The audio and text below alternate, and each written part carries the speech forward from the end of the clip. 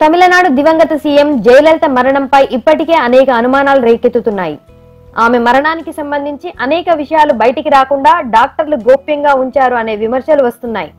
అయితే తాజాగా ఆమె శవపేటికలో అమ్మ కాళ్ళు ఏమయ్యాయి అనే అంశం మరో వివాదానికి తెరలేపింది. అమ్మ మరణించి వారం రోజులు అవుతున్నా తనపై రోజుకో పుకారు పుట్టుకొస్తోంది. శశికళ విషం పెట్టడం వల్లే అమ్మ మరణించింది అనే పుకారుతో మొదలై షుగర్ కారణంగా అమ్మ కాళ్ళు తీసేశారనే వరకు వచ్చాయి. అమ్మ హాస్పిటల్లో చేరిన నాటి నుండే ఆమె రాజకీయ ప్రత్యర్థులు, కొన్ని పత్రికలు ఇష్టం వచ్చినట్టు గాసిప్స్ రాయడం మొదలుపెట్టాయి.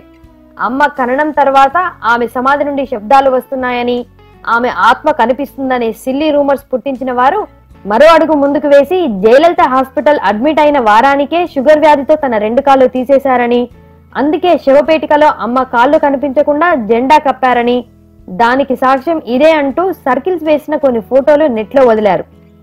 అయితే నెటిజన్స్ ఇలాంటి సిల్లీ గాసిప్స్ క్రియేట్ చేస్తున్న వారిపై తీవ్ర స్థాయిలో మండిపడుతున్నారు. అసలే అమ్మపోయిన బాధలో ఉన్న అభిమానులకు ఇలాంటి మాటలు గొడ్డలి పెట్టెలో తగులుతున్నాయి. చనిపోయిన వ్యక్తిని విమర్శించడం, వారిపై గాసిప్స్ పుట్టించడం ఏమాత్రం నైతికం కాదు. ఇకనైనా అమ్మపై ఇలాంటి పుకార్లు పుట్టించొద్దని, ఆమె ఆత్మకు శాంతి చేకూరాలని కోరుకుంటున్నారు ఆమె అభిమానులు.